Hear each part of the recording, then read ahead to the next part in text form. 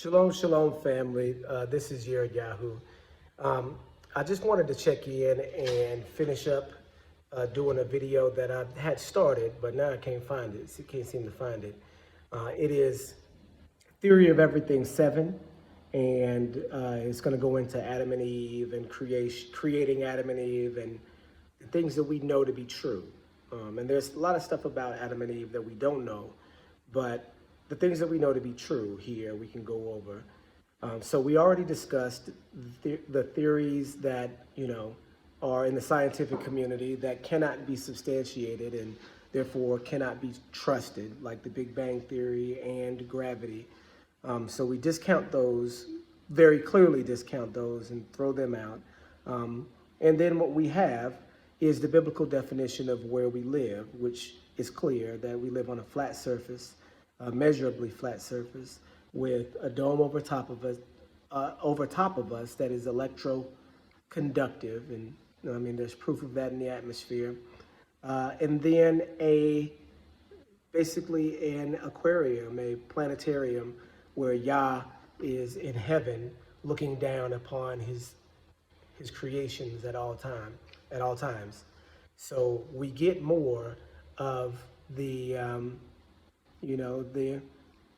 the creator, and then the created being watched by the creator. That's what the nature of reality is. That's what we have.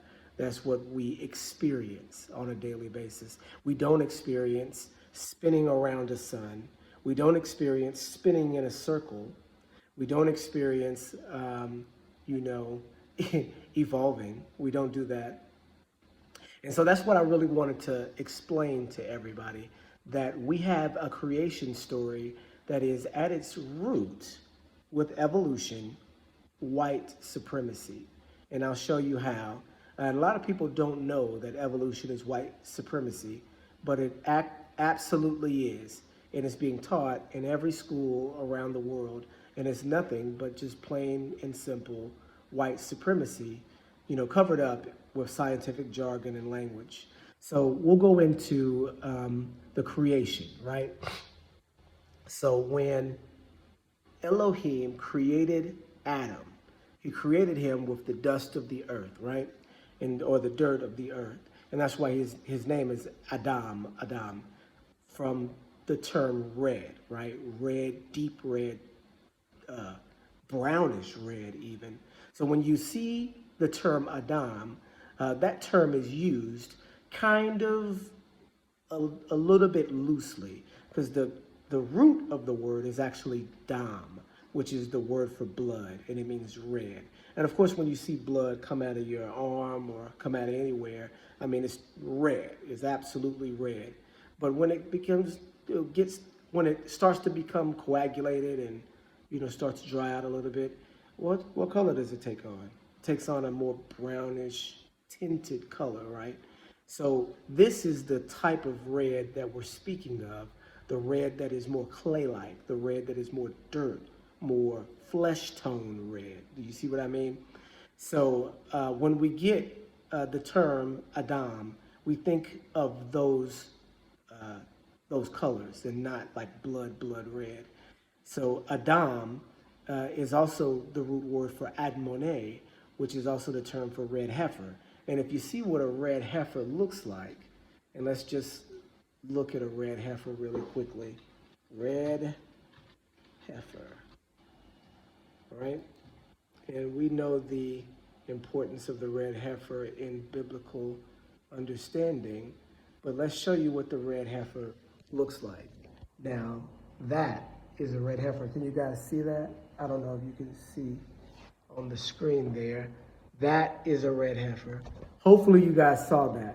I want to make sure that I can see you seeing it, because to me, that heifer doesn't look red. That heifer looks brown. So, but it's a shiny brown. It's more of a clay, dirt, shiny, radiant brown, which in ancient Hebrew culture is red, right? So here we have the description of Adam, and he was made with the ground, the dirt, right? And so he was made at one time. It wasn't a process. Now, a lot of people will say that a day is 1,000 years and da da da da da. Still, Adam is made on one day, 6 days. So, how then is the entire evolutionary process being seen in 1,000 years? Still does not match. Okay, so what people say is that that Elohim would say day one, day two, day three, and that doesn't mean one day that we know of in our understanding as a day, because Elohim's understanding is higher than ours. So people have then said that because Peter says that a day is as 1,000 years to Elohim and 1,000 years is as a day, that means that the days of creation were actually 1,000 years, 7,000 years of creation. And this is where we come up with the term and the concept of evolution, that those 7,000 years could be equal to enough time for things to evolve. Don't believe it. It's not true. It's not true whatsoever. And here's why. For one, that's not what the Bible says. The Bible says that these things were created on this day, and in the evening and in the morning were such and such day. So they're giving you, in the scripture, hallmarks, landmarks, place marks for you to know the amount of time that's passing from a perspective that you already know, the evening and the morning, right, being one day, right? So you have the sun setting and then the sun rising. And you'll say to yourself, but Yared, the sun didn't exist until the fourth day. What is it that's shining and causing light for it to be even and then morning? Well, if you'll look at, Revelation 22, we know that in the end of the world, there will be no sun and there will be no moon. But what was it that will be lighting the world at the end of the world? It would be the face of Yah. So in these days before the sun and the moon were created, it's the face of Yah that's illuminating everything, right? It's the face of Yah. And of course, he also said there on day one, let there be light. So the light that shines is, we know, the light of the world. And then we also have an understanding of Yahusha being the creative, I should say, hand, that Yah, the creator, is giving the instruction, the word, and then the creative hand is Yahusha that's doing all the work. So we then see that in creation, that you have not, a stretched out long frame of time, but you have days, exactly in the same way that we have days today. And so what we want to discuss is that the evolutionary model cannot fit with the biblical model. And so one has to be incorrect, right? You can't have two models and they're opposing each other and then just hold on to both of them in your heart, right? One has to be correct and one has to be incorrect. So which one is which? Of course, we know that the biblical model is correct, but how do we know that the evolutionary model is incorrect? And now let me show you. The evolutionary model is incorrect because we have in our bodies systems, right? So let's just say that you're going to create a person and you get to the point, okay, well, let's back up a little bit. Let's talk about what evolution states to have happened, right? Evolution will say that after the earth, after all of these things were in, existence, that that somehow in some primordial sludge, maybe a comet, maybe something, came and smashed into the earth, mixing a bunch of particles together, a bunch of elements together in a way that happened to form together to create the first cell. That first cell then duplicates and creates two cells, right? We do know cells do duplicate, right? These two cells then metamorphosize into bigger creatures and then more advanced creatures as each cell encounters different, environments. The cell spontaneously develops in that environment and then becomes adapted in such a way that it becomes an entire new species, right?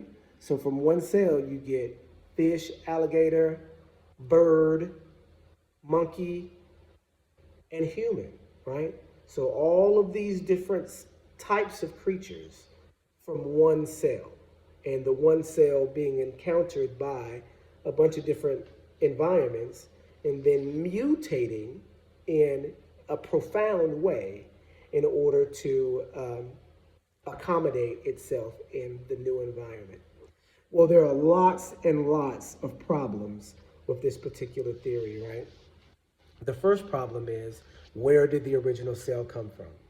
Where did the original piece of information come from that was able to then multiply and create all of these different things? Where did that information stem from? There's no scientific explanation. So here, the scientific explanation is maybe God, maybe a comet, maybe anything. We don't know. That's the scientific explanation. No, that's not good enough. You don't know where the first part of your theory comes from. That's a problem. Second problem, when the creatures are evolving into all of these different types of creatures, how are the systems, the bodily systems, maintained? Okay, so if we look at the finished product, right, for, let's just say, a human being, right? So they would say that the cell then developed into a fish. The fish then developed legs and lungs, and then came out on the water. The legs and lungs then developed hair and became some other creature, dog or whatever. Then that dog became more complicated and then changes to a monkey. Then from the monkey, a human, right? That's what they would tell you is magic. Okay, so how then does a fish develop lungs in the ocean, right? How does a fish develop lungs in the ocean, right? And then what happens to his other apparatus that he's using for breathing, gills? What happens to those while he's training his lungs, right? So what process is processing this, right?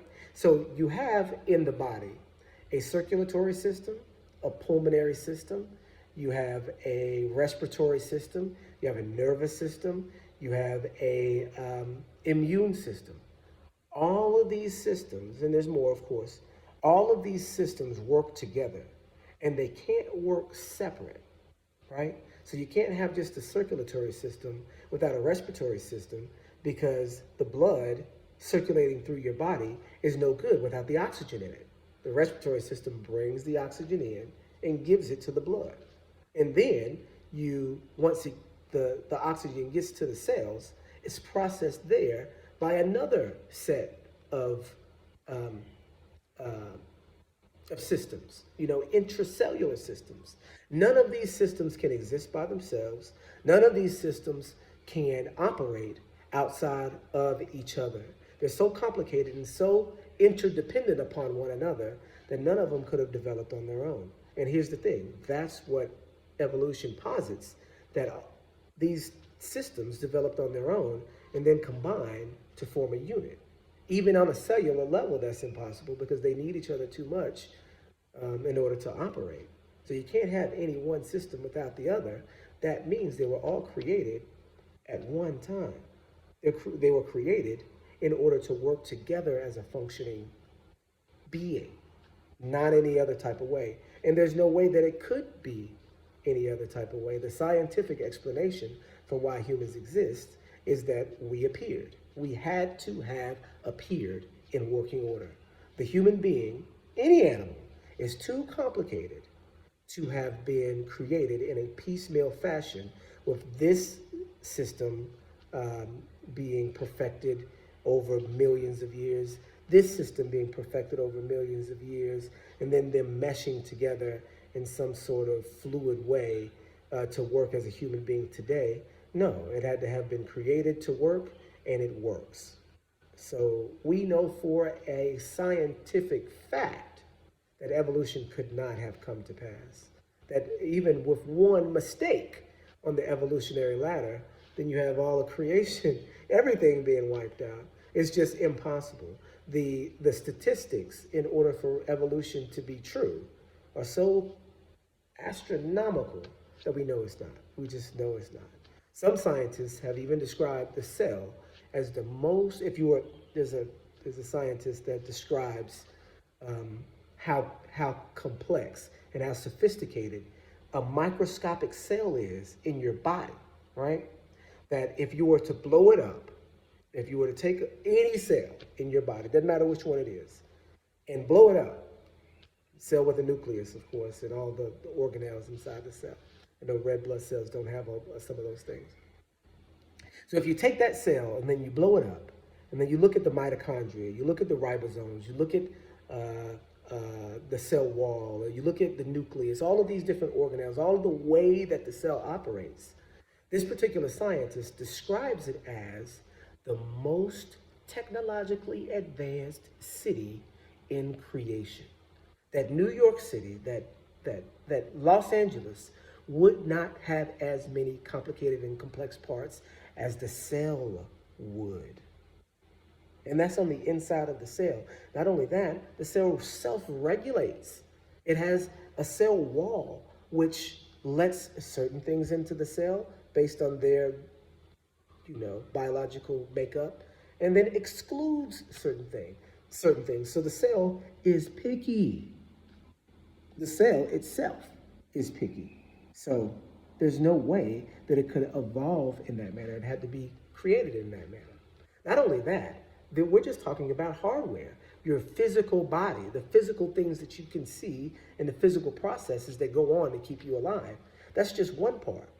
You also have the software associated with your body, which is the instruction manual, which is created in order to tell all the cells what to do. See, that had to be written too. That's another more complicated component, the DNA structure that is actually written into every living being, every cell, telling it how to operate. That code had to be written. It doesn't exist without a brain, a mind, not maybe a brain, but a mind coming up with the information in order to distribute it out. Because here's a concept in science. Here's science, proving itself again. Because if you use the principles that science does teach you, and it does teach a lot of good principles in investigation, if you use those principles, a lot of the things that you believe in, you wouldn't be able to believe in them anymore. Evolution being one of them. If you use the concept of entropy, that everything in the universe is in a state of decay, that nothing can beget something that's more complicated than itself. That's what that means. That entropy is the level of decay in the universe, right? That's the term for it, entropy. And the rule for entropy is that entropy never decreases, it always increases. That means everything in the universe is cycling down towards decay. Everything that we can see is fading, is dying, right? And the only way for it to be reinvigorated is if new information is put into it in order for it to be, reinvigorated. So we can see that with human beings. The only way that you can create another human being is if you, copulate and then start the process to have another human being. But it's not that human being is going to be lesser than you. It's that the information passed along has already been created, and you're just passing the information on from one generation to the next. That's how it works. That's the way that the information was created. So because the information exists, that means it had to come from someone more complicated than itself. It had to come from a mind more complicated than itself. So according to the scientific notion of entropy, evolution cannot be true, because the concept of evolution is that things are moving upward, and that everything is getting better, that the species are evolving to make themselves better in these situations. And they're evolving in such a way as to become the masters of their environment. This is what evolution, social Darwinism is insinuating, is that humans are still evolving. And here's where we get into white supremacy, that humans themselves are still evolving and becoming more and more and more powerful as they do. And whatever race comes out to show themselves the most powerful will be the race that is most predatory. And at this point in time, and according to Darwin and others, it's the white race. Charles Darwin, in his book Descent of Man, said that at one point in time in the future, that there will come a time when the white races, the European races, exterminate the savage races, like the Negro and the Australian. He means Aborigine in that one. But he says that right there in his book, that in the future, that the evolved races will destroy the unevolved races. The evolved races being the Europeans, white people, and the unevolved races being black people, African people, people with skin tone and color. So you can see that from the creation of evolution, that it is promoted as really a white supremacist doctrine in all the world, and the whole the whole concept, the whole theory is just blatantly false, provably false, undeniably false, but still in modern usage and widespread and widely believed. So this is where this is how we really break down Adam and Eve, as far as discounting other, worldly concepts about how our people, the human race, was created, and understanding that the biblical notion of creation is actually scientific with Adam and Eve. Adam and Eve is science. Shalom, shalom.